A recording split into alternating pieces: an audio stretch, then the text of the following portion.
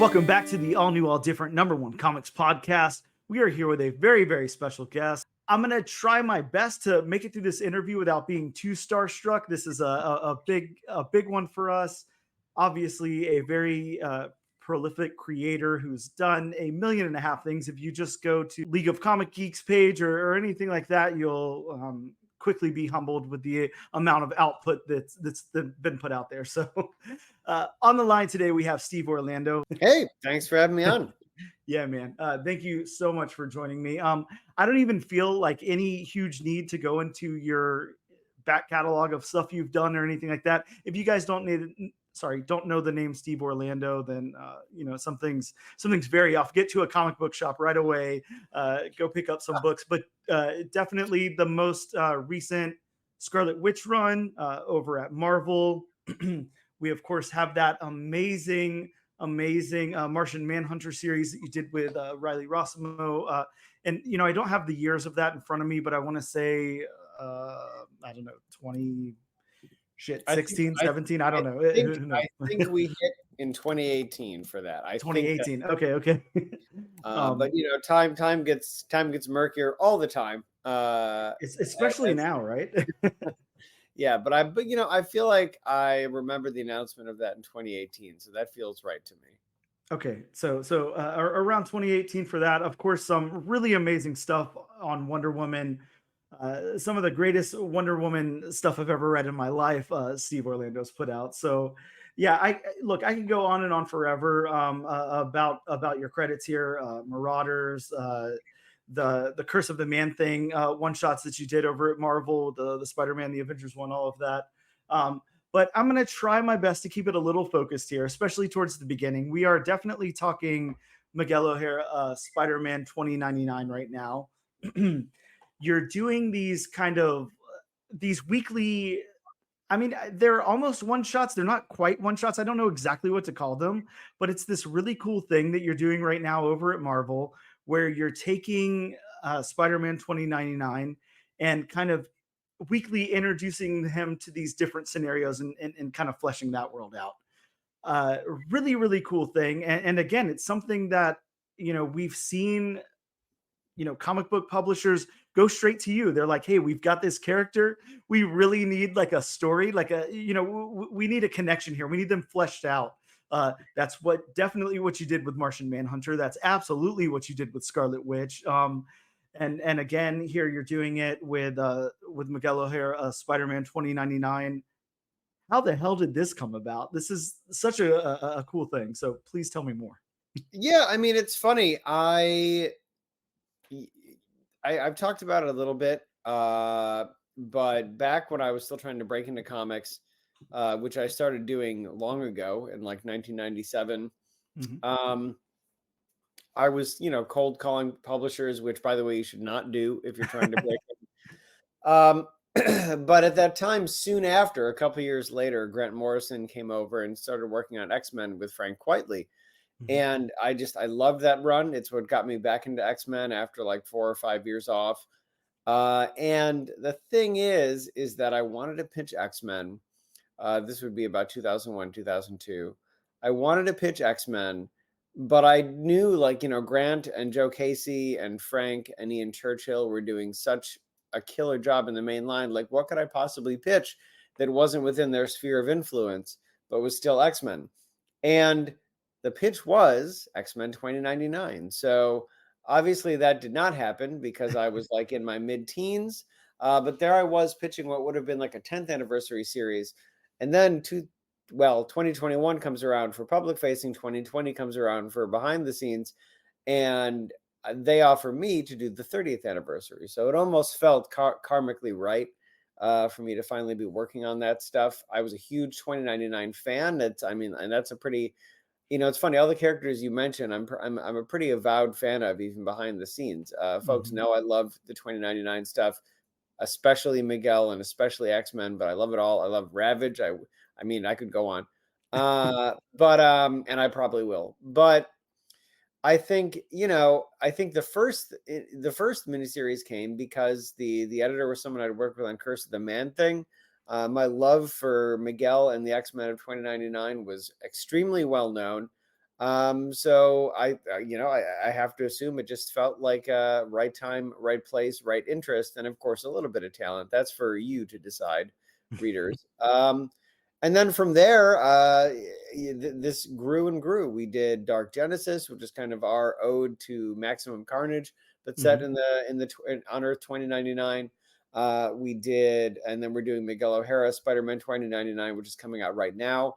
And then there might even be more after that. And there's also Peter and Roger's Symbiote Spider-Man 2099, which is starting in March. So it's a great time to be a Miguel fan, and there's hopefully even more on the way. But I think the push is, yeah, they want, I mean, like, I am nothing if not long on ideas. And I think the push is to expand the world to 2099. I think that's why you've seen so many new characters introduced and things like that. And it's been a fun challenge, building a character that sort of, in every case, rhymes with the inspiration, just like Miguel did with Peter, but is not a carbon copy, is not the same character, so on and so forth. I mean, that's the challenge of 2099. I like to think we've done a good job. I'm extremely proud of the stuff that's come out, but it's also just fun as hell, right? So I'm going to do it for as long as I can. And listen, if they called me tomorrow and said, "Hey, let's do one or two more," I would be there. It's such a cool series too so far. Of course, we started off with issue number 1. We kind of got that introduction of the zombies of 2099, the Marvel Zombie 2099, which is such a cool take. And then of course we're back to Blade 2099, which is uh, phenomenal. The way you wrote that character and everything that Blade does in that book, just really really cool. I really appreciated that a lot. And then in the second issue we move over to Dracula and obviously a Moon Knight incarnation, Moon Knight 2099. Of the most current issue that came out this past week has Werewolf by 2099. uh and then we're moving to Terror Inc. and of course my favorite character of all time, Man Thing 2099, who's coming up at the end of the month. Really cool. How much input, or I guess I don't even know how to ask this question. So let me think of a great way to phrase it. But did Marvel come to you with the characters that they wanted included in this 2099 universe? Did you come up with these on your own? And also, whose plan was it to kind of introduce a new character in each book weekly?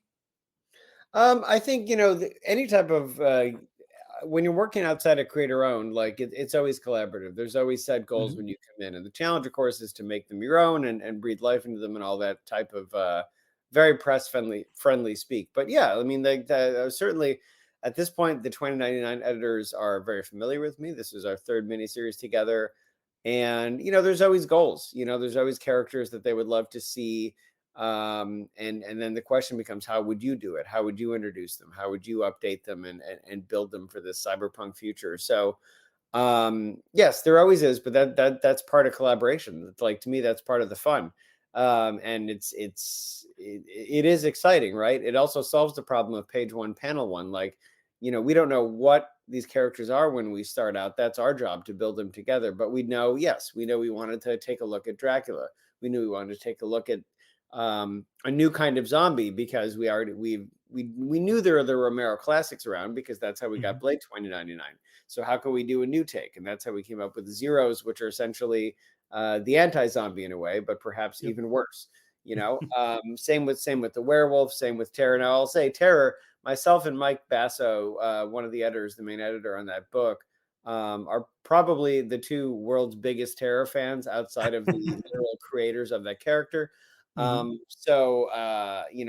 That was a go from minute one, because we both love Terror. And then Man Thing, I think it just made sense. I'd worked on Curse of the Man Thing with these editors, the same editorial group. The challenge with that one, of course, was making something that was new and different, even more than the others. Um, because there are aspects. I mean, I love Man Thing. I worked on the 50th anniversary. Yep. That being said, he's largely speaking a character that doesn't talk and things like that. So Mhm. the question, there's a lot more to talk about with him as to what is a core trait that you want to update, and what are things that you want to have stay with Ted Sallis, stay in the present, and be a little different in the future. So I'm very happy with how Man Thing 2099 came out. He's very different, but the pieces are also there. Folks still burn at the touch of the Man-Thing, although in a completely different way. He's still a tragic activist scientist, but again with a different motivation and so on and so forth, as you'll see in the issue. But so yeah, the core ideas of who might be a great fit come up, but that's collaboration, and then the fun is bouncing things back and forth. Of course, bringing in your artistic co-creators, and only then, when all these people are assembled, do we start to see how these characters can really come to life. Now, could I just dictate everything? Sure, but to me, that's not what gets the best product. You'd get a comic there, but you get an even better one if I'm bringing everyone in from the start, and we're all making sure we're excited about this thing, and we're all giving our best to every single character. Yeah, very well put. And that was something that was, definitely very interesting to me in this whole project here that you have going on with it. Uh, Kind of like the teams that were put together, because it would have been very easy to find in an artist who, would fit the style, who would fit the 2099 style, and then fit in with, if you pitch them, all right, we're going to do Man Thing in this issue, we're going to do Blade here, we're going to do Zombies, Terror, and so forth. But instead, the way that this is done is each issue has a different featured artist. So we have the Marvel branding, we have the 2099 branding, we have written by Steve Orlando, but then we have a completely different artist on each issue. And I would sit here and go through each of the names. I'm horrible at pronouncing names, especially there's a couple in here that I won't even come close, so I won't sit there and try to do that. But yeah, we've got some very different artists throughout this 5 issue series here that's happening, and I think it's such a cool spin to put on it. You're introducing Miguel in these different kind of situations with these different characters, and then we get a different artist on each one. I'd love to know, and if this is kind of piggybacking off my last question, you can stop me or whatever, but how that happened, versus just finding, that one artist that kind of felt like we could encapsulate all of it or whatever. Well, the with a weekly, it is nearly impossible to have one artist. So, Hmm. like the reality is that we knew from the start there's going to be a different person in every issue. But that's also how you build the sort of pseudo one-shot style, right? You want it to all feel complete.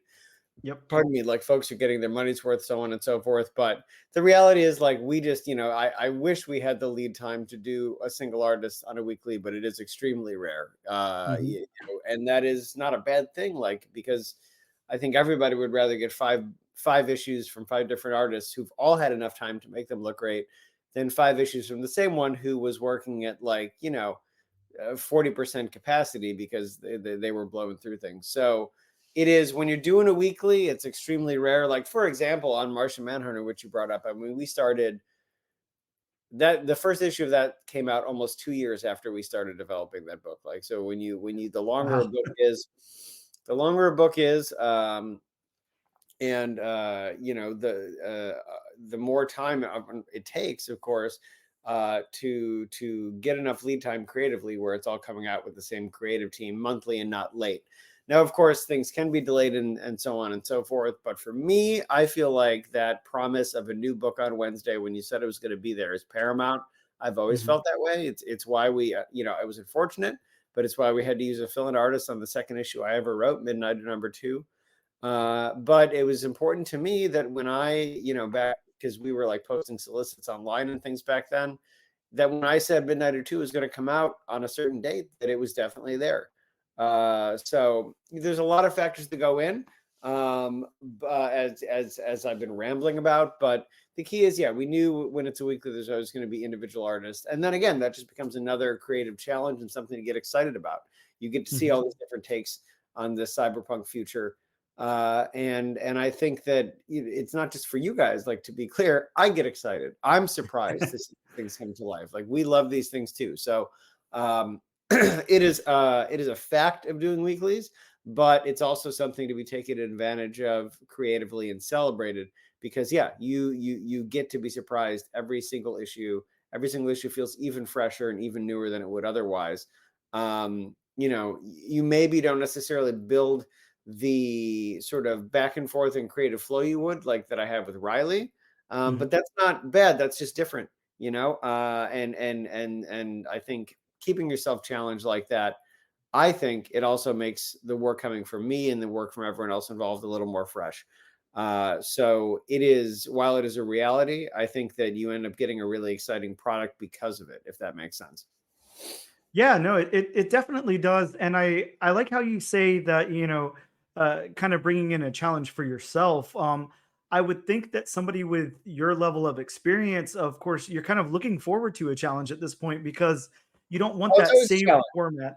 It's always a challenge, I'll tell you. Like Uh-huh. the minute you don't think it's a challenge, then you're becoming Yep. complacent. And to be clear, like like comics are not cheap. I say this all the time. Like we can Mhm. never afford to get comfortable as creators.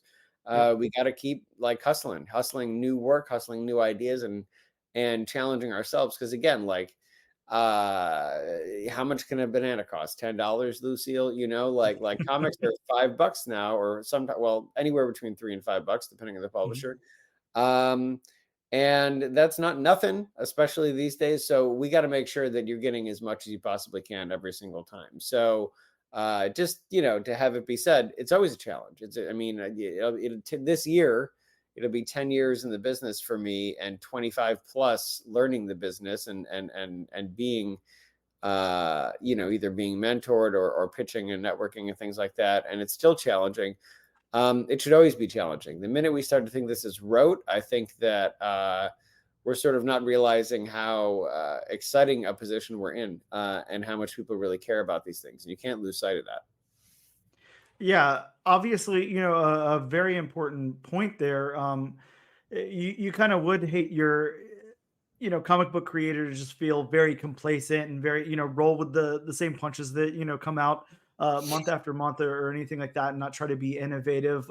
That's definitely, not anything anybody could accuse you of, not being innovative. You just go through any of that output there. Especially, look, I said I would try my best to stay focused, but now I'm gonna go off a little bit, so you'll have to excuse me. But especially going back to that, Marauders run, or then going into the Scarlet Witch series that just kind of wrapped a little while ago. Uh, the Scarlet Witch series is just, I mean, to anybody who hasn't read that, you're completely missing out. I mean, please go out, go buy the single issues if you can still find them. Go buy a trade, whatever. The Scarlet Witch series is so amazing, so amazingly done. There's, I want to know how you got into the head of this character, because I mean, you really, really fleshed her out. I mean, there was really, I, for me to say there was just kind of like a husk of a character there before would, there wasn't. The character was fleshed out nicely. She was a great character in the 616 in the Marvel universe. There's so much more added to her story at this point. What you're doing with the character, what you've done with the character, is phenomenal. And I just want to know how you were able to get in that headspace and really flesh that out. I mean, first of all, I mean, like one of the ways is because, as you said, we had a great foundation. Mhm. And the big key is that we were starting with Darkhold, and with what Leah was kicking off with Trial of Magneto a couple years ago. Yeah. Leah and Lucas. Sorry, I was stalling for time to remember. Oh, you're fine. And myself and Kian on Darkhold.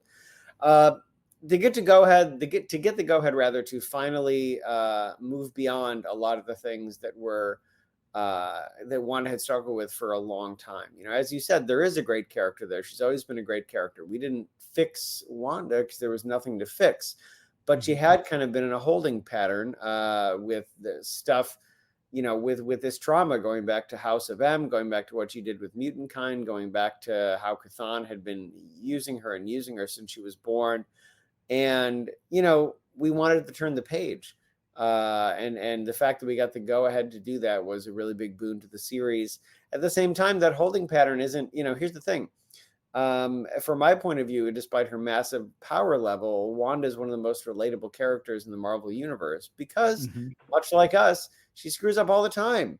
Like and I'm not making a joke there. It sounds funny because I can sound like a sarcastic person, but um, even characters on the hero's journey are often have a much more linear path than people in real life. And for whatever reason, for the past 60 years, Wanda has not had that. She's had Mhm. huge setbacks. She's had huge mistakes. Now, we also have huge setbacks as people. We have huge mistakes. Of course, when we make huge mistakes, it's like we left the milk out or something. I mean, it can be worse than that, but it's not like the cosmos is on the line. So the scale of Wanda's mistakes are bigger, but to me, that's just the lens of comics. Comics are bigger. They are more absurd. They are wilder.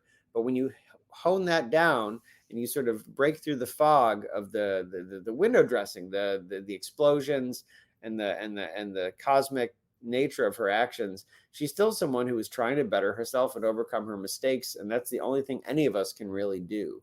So I think, and even that holding pattern, right? How many of us have feel that at different points in life where we don't even know, like we don't even know why we can't make purchase on the next step forward.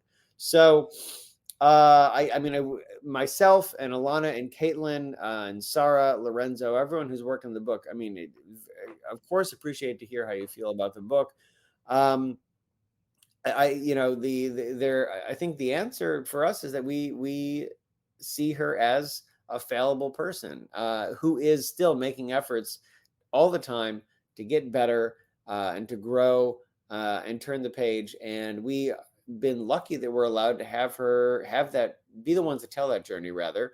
And again, to make her just like us through the lens of comics. But even now, where she thinks that she always knows the answer, she's about to find out that she doesn't, and we've already kind of hinted at that. And that might be crushing for her at first, because she isn't used to being in this spot. Oh, you know, I thought I was done with my anger. I thought I was done with all this. And eventually Darcy says, well, you were right up until you weren't. But that's what it's like to be a person. That's what it's like to be a human being. So it's really pleasing to hear you say that. We're really proud of the book. But I think the answer is actually really simple. Despite all of the madness of her powers and the adventures she goes on, we try to just write her like a real dimensional fallible person. And I know that maybe sounds wild, because she's someone who could rewrite the rules of reality on a whim. But the fact is that, like, her problems are still like ours, and her victories are ours. And I think that's what makes people love her.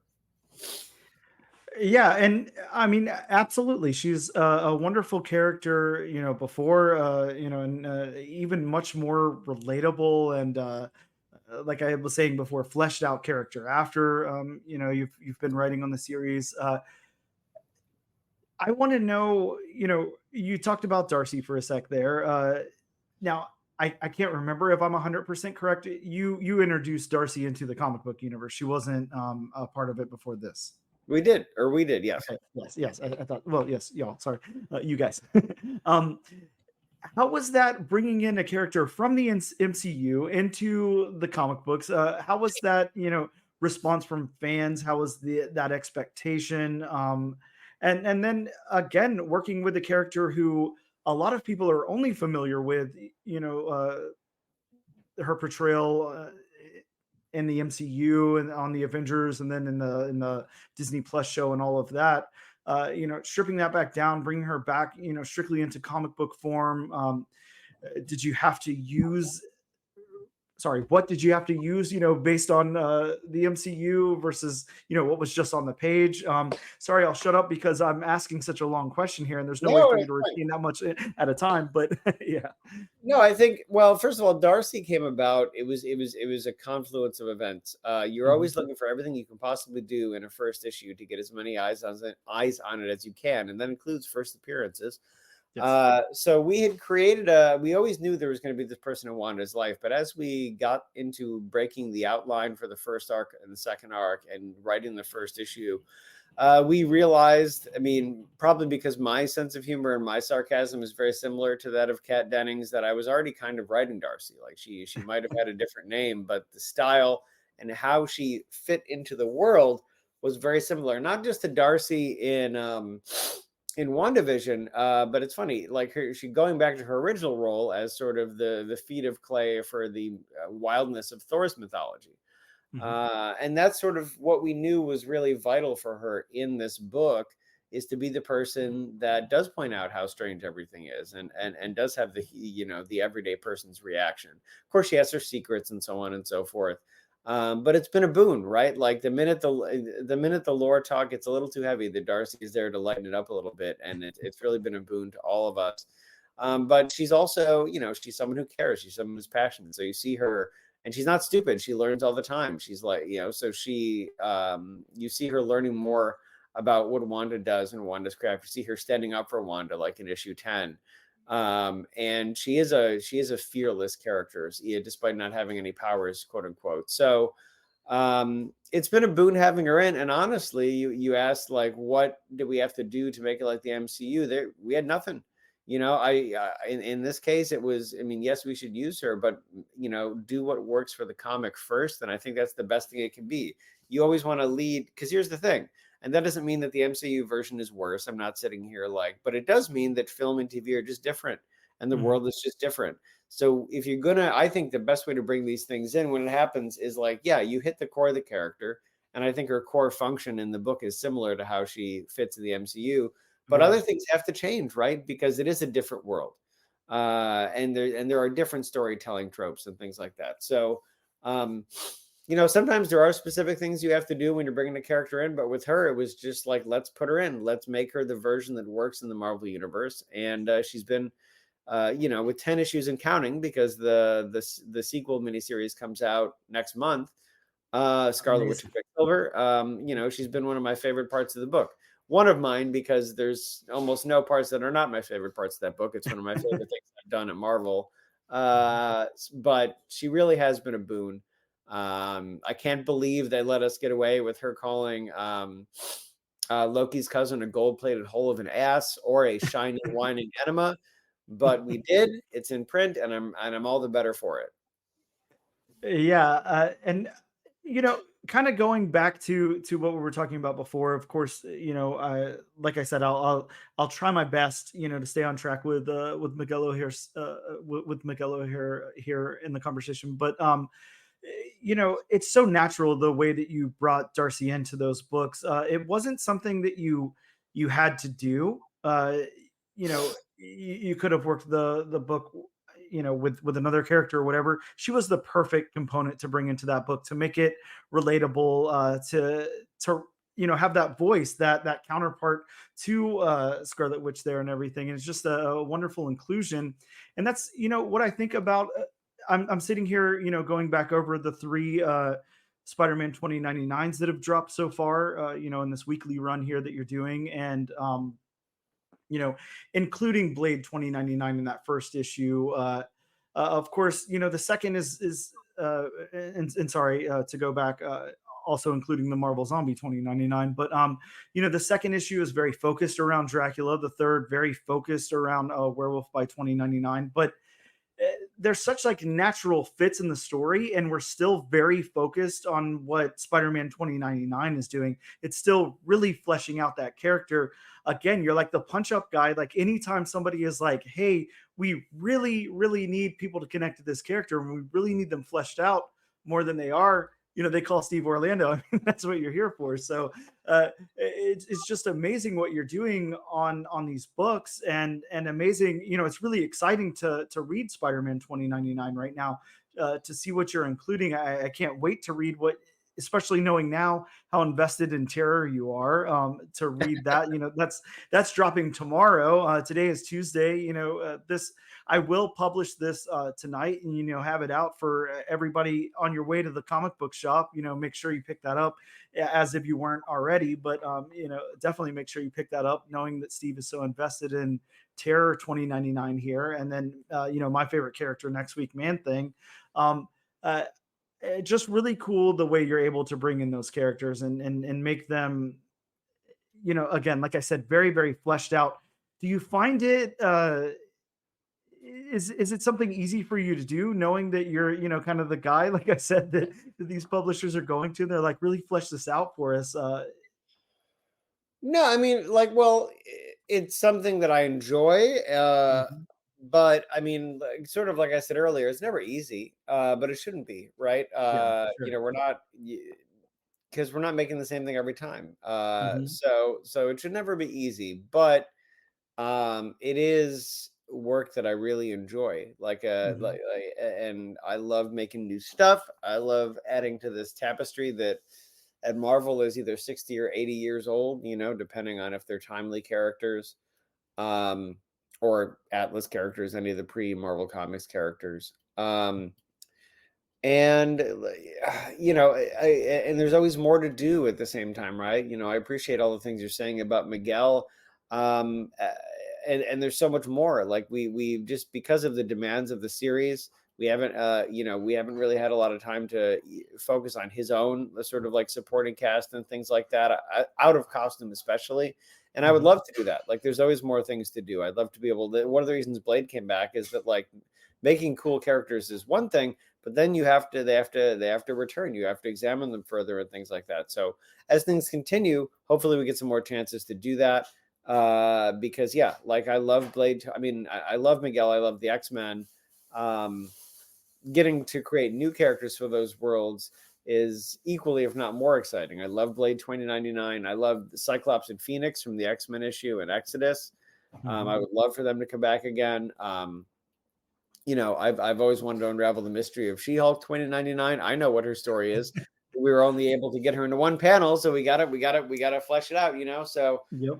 um, it is work that is really enjoyable, and the thing is that it's also aggregative, and it always allows for more. Like, the steps for what's next are always right there when your creative team is firing and you're building these characters in the right way.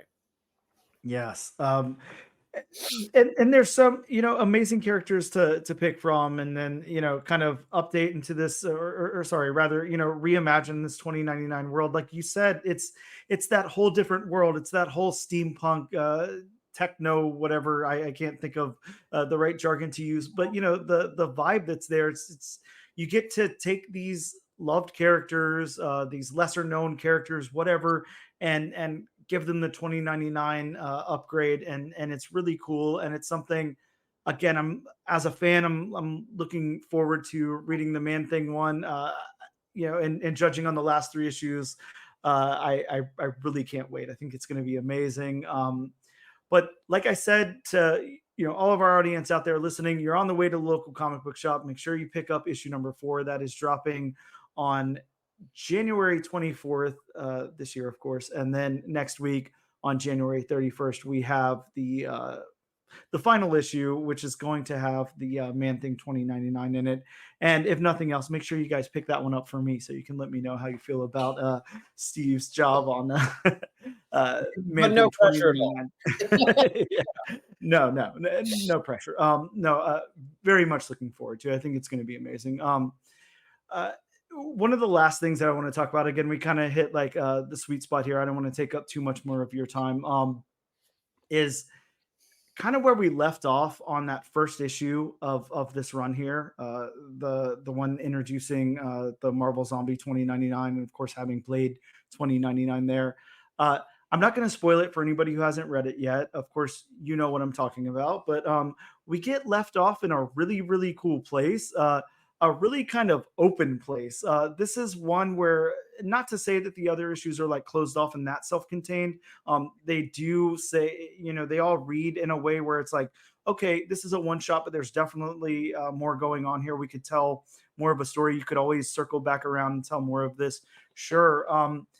I love the way that you leave that one because, like I said, very self contained, reads wonderfully as a one shot, but it leaves the door open for something because where some of the characters are left off at the end of that issue, really, really intriguing. Do you do you have any plans to maybe return to that? Um, yeah, I mean, plans, yes. Like as I said, we'll see what the needs are of future Mhm. series if I get invited back. But suffice to say, yes to plans. And I'd love, like I said, top of my list is doing more with the X-Men. Top of my list is doing more with Miguel's, long-term supporting cast. He's been in costume a lot, for these Mhm. events because they've been these big sort of sprawling, essentially, yes, essentially, like, even though they're not in the summer, like they're event series, right? Like Exodus was a crossover event, Dark Mhm. Genesis is a crossover event. Now we're honing down. This is at least Miguel and one other character, but I would love to actually like focus in on Miguel's world. Um, that's the counterpoint to always introducing these new characters and things like that, is that he ends up staying relatively static, though we can learn from them, of course, and so on and so forth. But no, absolutely, I'd love to dig into the status quo as we leave it at the end of Zombie. I would love to explore characters that have never even appeared under my pen and this editorial team's pen from 2099, because there's just so much there. We just need the time, and hopefully they let us keep coming back. Yes. Well, I'm sure they will. And judging by the response of this, current volume here of Miguel O'Hara Spider-Man 2099, that again, guys, is currently in shops. If you're just picking up right now, you just I don't go back to the back issue bin and see if they have any left of issues 1 through 3. You're definitely going to want to pick up each one of those. They're amazing. And then you can hop on tomorrow's Terror 2099 and then next week's Man Thing 2099.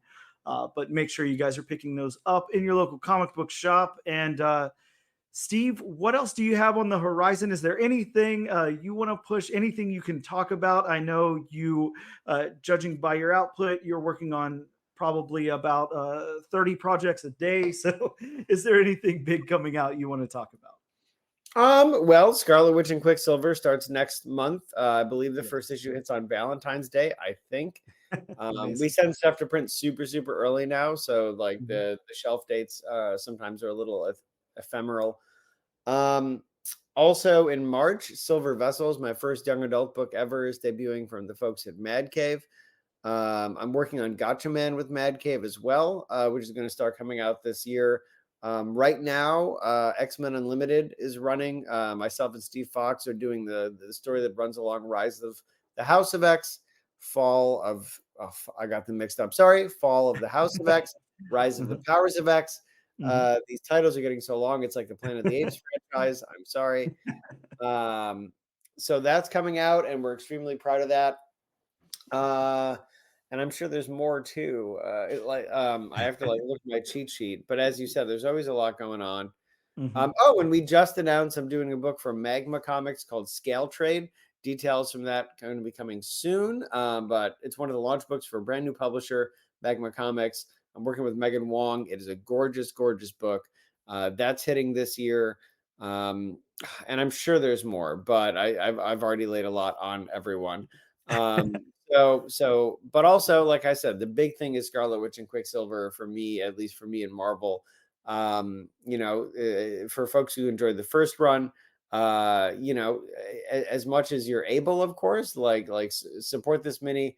And we are going to be coming back after that's in the initial press release. I can't say exactly how, but you'll know very soon.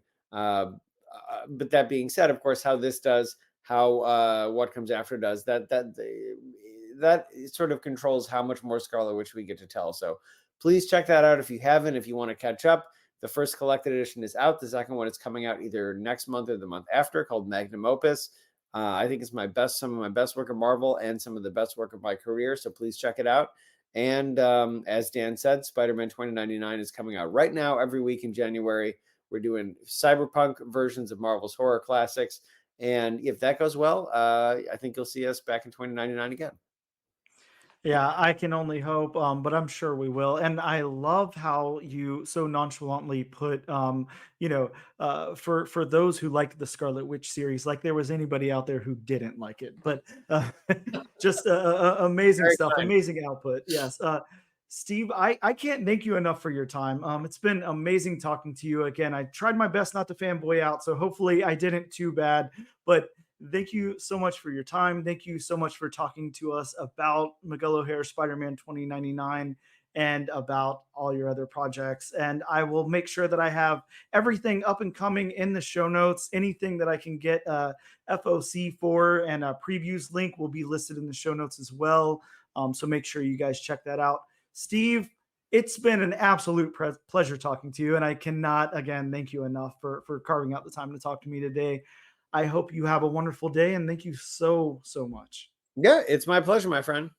And editing Dan from the future here. Steve wanted to make sure that we included, and of course, I wanted to make sure as well that we included an organization that Steve is currently working with. He wrote a book along with Jose Andreas, who is a chef and They teamed up with World Central Kitchen to travel into natural disasters across the world to bring food and hope to those that are most affected.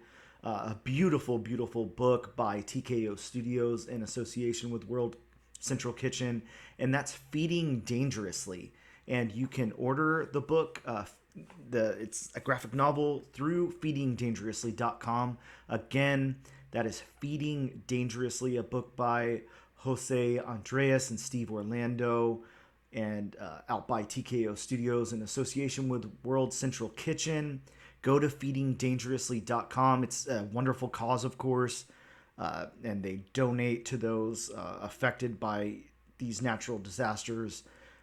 Feedingdangerously.com. Make sure you guys are on that. Check that out. Thank you so much, and thanks for listening to that Steve Orlando interview. One of the coolest interviews I have done in my podcasting career here.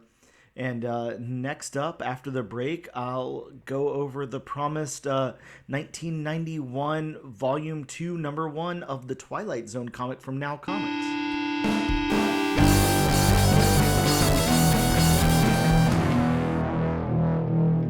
Hey everybody, and welcome back to the all-new, all-different Number 1 Comics podcast. This is going to be a first for me. Of course, you know, I set up this podcast and got Bob on board, and we do the regular weekly show talking about the brand new first issue comic books. I also have done some really cool bonus episodes, and those, you know, you can check out. We've done some really, really cool stuff, but that kind of follows the same format. Me and a guest, you know, break down a first issue comic book, just one that Bob and I weren't able to get to. I'm going to try something a little different today. This is something that's not been done before, and this is going to be my first like solo outing. So we'll see how this goes. If you guys like it, please let me know. If you hate it, let me know, and I won't do them again. But I thought I would do something a little different. Again, we can't always get to every comic because, you know, we only have so much time and we only do one per episode. I wanted to dig back in the back catalog and do like an older comic. I thought that would be fun. Now, Bob and I did that one time with The Last of Us. It was very topical because The Last of Us TV show was coming out and all of that during that time period. This isn't very topical. This is a little different. This is just something that I kind of wanted to do, so I did. So I'll kind of skip the back history and just give you like a really quick reasoning why I did this. I'm a huge Twilight Zone fan. I have a number of favorite TV shows, as most people do, but of course, you know, I love the Gilmore Girls is my favorite show. Friends is one of my favorite shows. Daria, Lost, and then my other favorite show is The Twilight Zone. Of course, the original run, and I love The Twilight Zone, and I love all of those shows. One of the things that sucks is even though there's so many licensed comics and so many adaptations of movies and television shows and video games and all of that, most of the things that I really love, there's not adaptations of. So there's no Gilmore Girls, there's no Friends, there's no Daria comic books or anything like that. So there is a few volumes of Twilight Zone, and they read very differently than the show, but I thought that this would be fun. So I'm doing the Twilight Zone, and this is the second volume. I believe the first volume just had one issue, so this was more of an ongoing, and it's anthology. You know, there's different writers, different artists on each issue, and all of that. It doesn't follow like a storyline or anything, much like the Twilight Zone doesn't either. And it was published by Now Comics, a publisher that I think is now done. I don't think they publish anything anymore, but they did a lot of licensed stuff in the late 80s, early 90s. They were doing like Terminator stuff and Ghostbusters, Married with Children, all that kind of thing. Now, this is published in November of 1991, and the story is called The Big Dry. And I'm still going to do this the way that I do the normal episode. I'll still go over like the plot synopsis really quick and kind of break it down a little bit. But I'm going to read like my entire narrative of the book. So again, very different than what I normally do. Not the same type of thing. So if you're not into that, if you don't want to listen to this episode or whatever, completely understood. But if you do, give it a shot, see where it goes. I'd appreciate it. So from League of Comic Geeks, this comic is The Big Dry, written by Bruce Jones, art by Eddie Newell and John Strangeland. This is a hot story, and we do mean hot. It takes place in the desert with a man, woman, and child, and a giant monster. So that is the plot synopsis. Very, very short and to the point. Talk about the creators really quick. Bruce Jones, who needs no introduction. Bruce Jones, working on comic books since, I don't know, before any of us were alive, I guess. I don't know. Bruce Jones definitely has a storied career in comics. Kind of starting, it looks like his first credit is 1968 with Eerie 16. And, he's gone from there. He did one of my favorite runs on Incredible Hulk, actually. The kind of relaunch down to... it started with number 34, I think. Yeah, 34 in 2002. And it kind of is like a Incredible Hulk Fugitive type of run. If you remember The Fugitive with Harrison Ford, based on the old television show, it's kind of like that. It's a really, really cool run. There's a lot of issues. It's from 34 to 76 is how long he wrote on that. He also did a big run on Khazar the Savage, Vampirella, Creepy, Eerie, Conan the Barbarian, Dead Man, The War That Time Forgot, Savage Sword of Conan, House of Mystery, The Warlord, Alien Worlds, and a lot more. But yeah, a really, really cool creator. If you've not checked out his stuff, he's a really good writer. The penciler on this is Eddie Newell. And I'm not too sure about Eddie, but he's done work on Black Lightning, Werewolf the Apocalypse, Vampire the Masquerade, The Green Hornet, which is also out from Now Comics, and quite a few other things. So he's got a career in comics as well, kind of a longer career there. And inked by John Strangeland.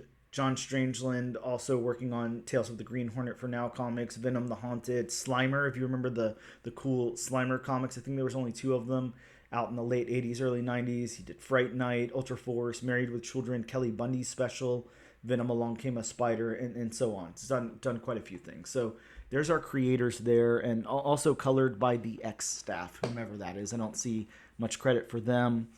So I won't really waste any time going into that, which I don't know. But again, I'm not really going to read my plot synopsis. I have like a whole breakdown of this book, like a retelling. So I think I'll do that since I'm on my own here, and maybe just sum up my like kind of review that we normally do like at the end very quickly. So this will be the bulk of the show. And then the normal review and stuff that Bob and I or guests usually do will be a little bit tighter and shorter. So the book opens with an almost full-page spread of a family car broken down on a desert road. The next 2 panels, we meet Carla and her husband Stanley. And Carla is the clearly dominant one in the relationship. She belittles Stanley, who's taken the wrong highway, getting them lost. Carla then gets out of the car, and we're introduced to Corky, who is Carla's daughter. And at this point, she's maybe Stanley's stepdaughter, but we're kind of unsure because she constantly refers to him by his name instead of dad. Corky tells Stanley she wishes just the 2 of them could travel without her mom. Stanley gets the car going again, and the 2 bicker as they drive off. The family then comes upon a house. Carla runs inside looking for water, and the car completely dies, and Corky's watch completely stops. Carla opens the front door and turns on the sink, which doesn't run, and opens the empty refrigerator. Carla's then going over to the cupboard, and a severely dehydrated body falls out. Carla runs to the front door and hops in the broke-down car, and Stanley and Corky run around from the backyard where we see like this massive hole or crater. It's not really explained, but there's like pieces of fence like broken down around it and everything, or wood or whatever. Stanley then runs inside with Corky following close behind him, and they find a man who's in the same state as the woman who fell from the cupboard. But now we learn that they're actually both alive, and they're barely alive. They just kind of look like zombies. Corky and Stanley are very scared, and then the family finds a place to lay and rest as they hope for rain to come through. Just then, a cop stops in the home to check on the homeowners, and we finally learn that Stanley is Corky's stepdad, and the family is from Oklahoma. The cop looks at the almost dead couple, the couple from before, the homeowners, and radios into town, but the call won't go through, and Stanley explains that an electromagnetic field surrounds the house, which he noticed because of Corky's watch stopping. We also find that the cop's car's battery is dead, and then the deputy brings in food and water from his cruiser, and everyone eats. While they're at the dining room table eating, Carla flirts with the deputy over and under the table. And later, during a big storm, everyone is in bed. We find Stanley alone in bed, and Corky comes in because she's scared. She crawls into bed with Stanley and asks where her mother is. And she's asking Stanley why he stays with her, and he tells her that she'll understand when she's older. And Corky expresses to him again that she wishes her mom was out of the picture and it was just the two of them as he comforts her in the bed. Excuse me. We then flash over to the dehydrated bodies in the other room, one of the dehydrated bodies in the other room, and then we see a door being opened with 3 fingers from a green hand with massive claws on it. The next morning, the deputy, whose name is revealed to be Matt, and Carla are being handsy in the kitchen, and Stanley yells for the cop as he comes across the body seen a few panels before. The man of the house, now looking completely zombie-like, has bite wounds or stab wounds or something on his neck and has moved. Stanley and Matt go out back to bury the body, and Matt notices the hand of his watch spinning like crazy when they get near the giant hole. Stanley then walks into the kitchen, a few moments later, a little while later, whatever. Stanley walks into the kitchen, catching Matt and Carla. Later that night, Carla goes to bed with Matt goes into the bed that Matt's sleeping in and finds him dead. She blames Stanley, but Stanley points out that Matt's blood has been drained just like the male homeowner. And he's actually still alive. The family then catches the beast as it tries to get inside, but they barricade the door and it runs off. Stanley attributes it running off to the dawning daylight. Stanley and Corky go outside to investigate, and Stanley notices weird footprints coming from the massive hole.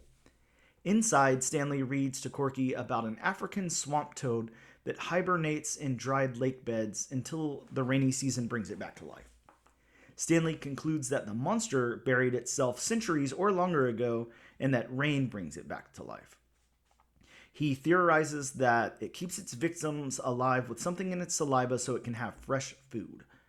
The pair see Carla out the window as she tries to escape, and just as it begins to rain, Stanley and Corky gather wood for a fire in the pit. It doesn't help as the rain the rain puts out the fire. Sorry, couldn't think of words there. And the monster begins to crawl out of the hole. So then they start boarding up the house.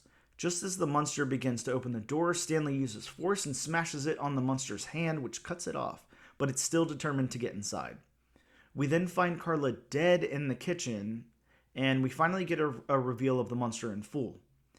The pair then get down to the cellar where the beast is currently locked out of, and Stanley feels trapped because there's no windows or any way out, and he starts to feel hopeless, but Corky reminds him that he's the smartest man alive and that he can get them out of the situation.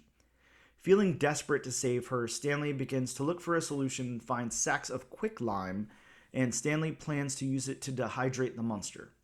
He then rigs up a fan and pours the quicklime in front of it just as the beast breaks down the door and gets in. And as it's covered in the quicklime, Stanley lights it on fire, hopefully killing the monster. And then the cops show up in the aftermath, and Stanley explains the story to them. They take the pair back to town just as it begins to sprinkle a little bit, and then we see another hand reach out from the hole in the distance there. So that kind of wraps up the story, and then of course it has, it's labeled "The End" with a question mark in it.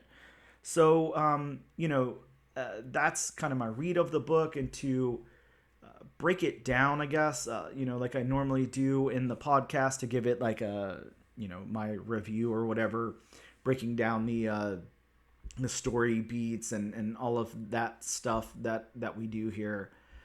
I think that, the story beats move along great. Bruce Jones clearly knows how to tell a story. He gets from point A to point B very well here. It's not too confusing or anything. I would say, if I had to dwell on anything, I would say there's a few disconnects going through the book. I think we get into about the third or fourth page here, maybe the fifth page. And as Carla's, going inside of the house, and Stanley and Corky are still kind of in the car, it all of a sudden flashes to them being around the back of the house, and they're near that big hole, and that's never really addressed. The hole's not really addressed. So that's a little weird, but, just a small disconnect, not anything to be too concerned about. I think one of the other things that's a little disconnect is us assuming that these people are dead and then finding out they're alive, but then it doesn't really explain much about that. Of course, Stanley theorizes that, it's the monster wanting to keep them alive so he can have fresh blood, and I understand that, but it appears that, whenever Matt died, or whenever Matt was drained, it was never addressed that he was still alive again, other than just saying it in one panel. And then Carla, is she dead? Is she just drained? It doesn't really say much about that. So I think the beats work. Getting from point A to point B definitely work, and it wraps up nicely at the end of the story. The only problem is there's a few disconnects along the way, so that's my only critique of that. The dialogue. Now, that's going to be a weird one, because I think it's a little harder to remove myself from the time period I'm currently in. This, of course, is January in 2024, and I'm reading a comic book from November of 1991. The cultural zeitgeist is very different. What's frowned upon now wasn't then, and all of that stuff.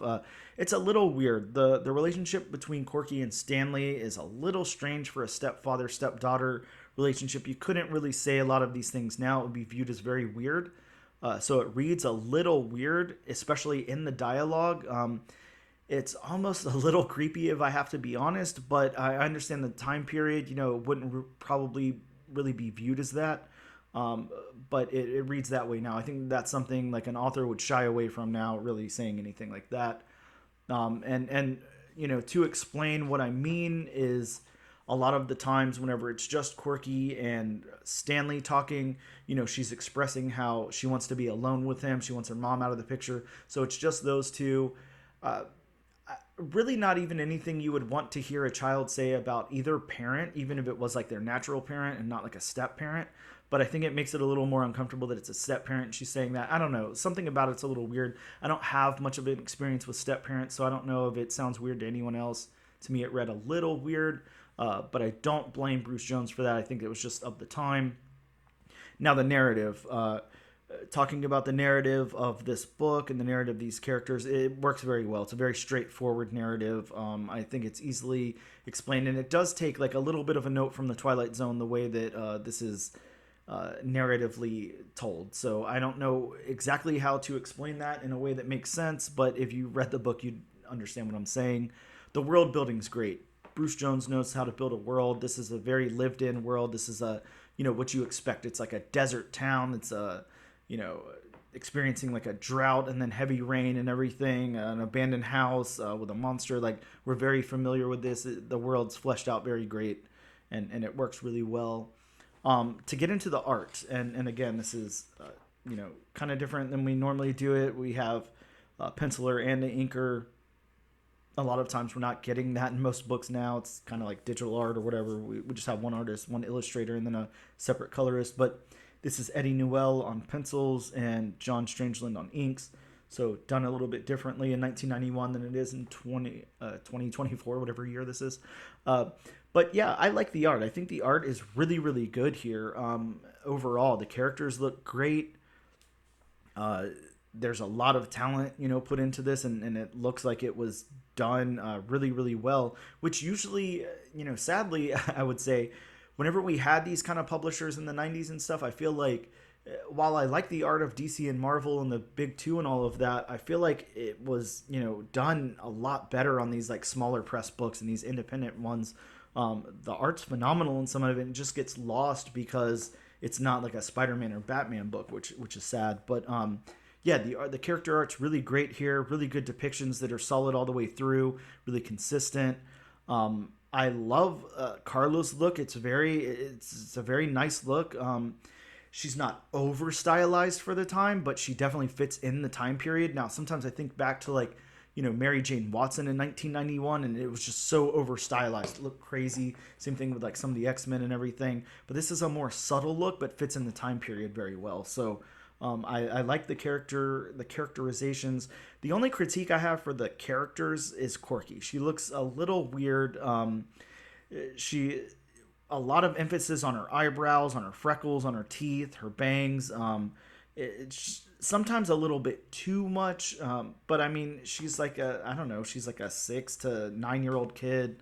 I don't know. They have like weird, they don't always fit into their body at that point, or their face or whatever, their features just yet at that age. So I guess I can get that. The backgrounds look great. All the backgrounds look really, really wonderful. They're subtle in areas. They're very pronounced in others. They look wonderful.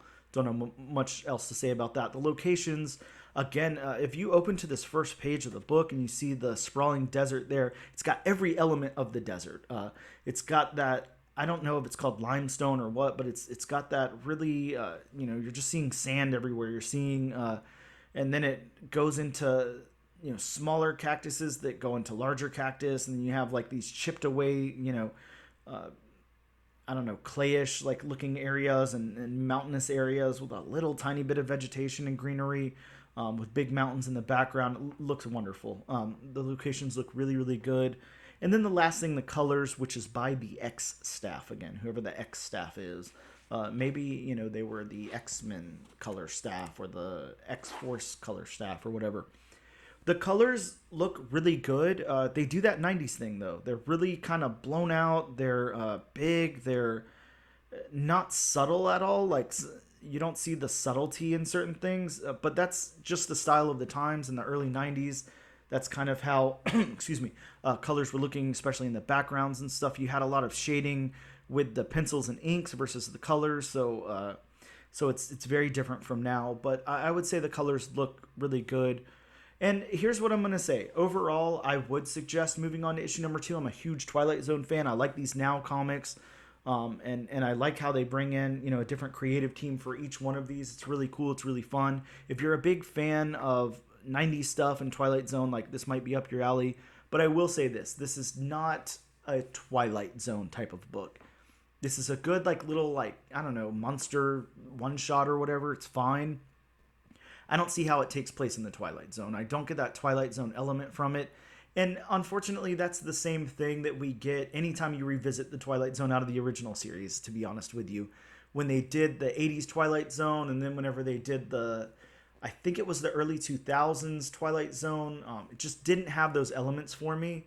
And then I'm very sorry, but the Jordan Peele Twilight Zone just doesn't feel like the Twilight Zone at all either. Just feels like a cheap attempt at rehashing, the original Twilight Zone.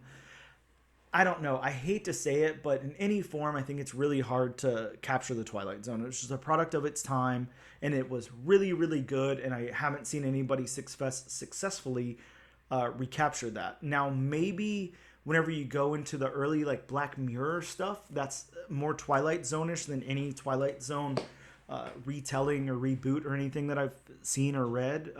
I don't know. That's just my opinion. Maybe you have a different opinion if you're a big Twilight Zone fan, but that is what I think. So I would continue on to issue number 2 just to read this anthology and see where it goes, and read these kind of cool like horror sci-fi one-shots. I think they're fun. I think it's Twilight Zone. I don't think it's the Twilight Zone at all. I couldn't see this in the original series at all. Maybe the 80s series, I could see something more like this, which makes sense. 1991. I can't remember exactly when that 80s series ran, but I would say it's hard. I would say, check it out if you're really into like fun, no-brainer sci-fi horror things. If you're looking for a Twilight Zone or like something to really scare you or something, this probably isn't for you. It's well written though. It's fun. And that Twilight Zone, yeah. So it was an 85 series, 1985, and it ended in 89. So yeah, right on the heels of that. So maybe to continue, what they had going on there, they came out with this comic. I'm not sure, but again, if you're looking for Twilight Zone, We're not even. It's weird. You're missing a lot of elements. This didn't get narrated anywhere. It didn't have the Twilight Zone feel to it, and then it didn't have like kind of like the what's the word? The moral. There was no moral of the story. There was I don't know. It didn't play like the Twilight Zone, but it was fun. It was a pretty good read. I definitely suggest it as just a fun, campy one shot from the 90s. So I guess that's all I'll say about it. Check it out if you're into that kind of thing. If not, skip it. But please let me know if you guys can. Let me know if this was interesting to you. Let me know if a solo episode is something fun, something I should try again, or if I should just leave it here and only do them with a co-host. So thank you guys so much for tuning in. And of course, as always, make sure you check us out on social media. We're on X, formerly Twitter. We're on Instagram. We're on TikTok. We're on YouTube. And if you can, leave a review. Any of those places is greatly appreciated, positive or negative, whatever you got to say. We'll take it. We'll take constructive criticism if you've got it. And thank you so much for taking the time to listen to this episode. And I can't thank Steve Orlando enough for coming on. That was one of the coolest moments of my podcasting career so far. Talked to some really, really cool people. We've had Tyler Crook, Steve Fox, Raphael Albuquerque, Erica Schultz. There's just been some really, really cool creators on here. Jenna Cha and Lonnie Nadler. Just wow, some cool guests on here that I never thought I'd talk to in my whole life, and I have. And Steve Orlando was definitely one of those people. I can cross that off a bucket list of people I've wanted to speak to. So that's really, really cool. So thank you guys for listening to that as well. And I'll see you guys in the next episode.